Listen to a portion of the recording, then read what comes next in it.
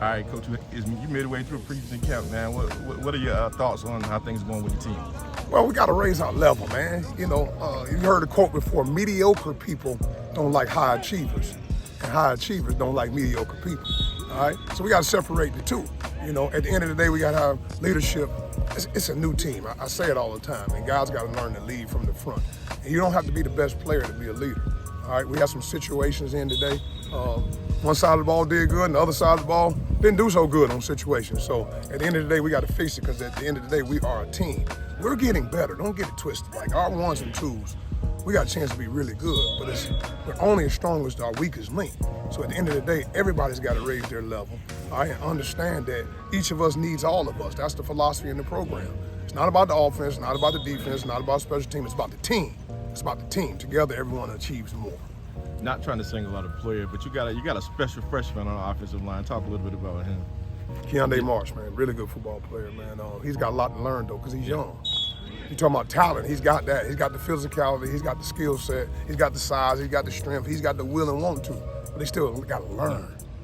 When you're a freshman at that position, you have to learn. And you have to be able to fight through adversity. He just left from this time last year. You were on the high school team, and you were a dominant player on the high school team. Well, you got the ability to be a dominant player here, because the good thing for him, he enrolled in the spring. So he's really like a returner, because he got a chance to get 15 practice in spring ball, got to know his teammates. So he's coming back playing at a high level. But he's got a chance to be really good. And as well as Mason Pickett Hicks, man, let me tell you something. That guy is the real deal, Holyfield. All right?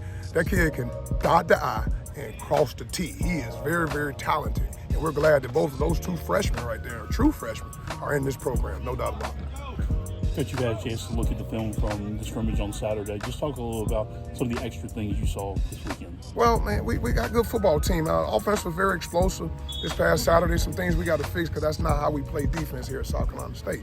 But we did some good things on defense as well. So, as a coach, you're never satisfied. We're never satisfied. You can have an outstanding day, all right? But at the end of the day, you're never satisfied, because I truly believe this. It's never as good as it seems.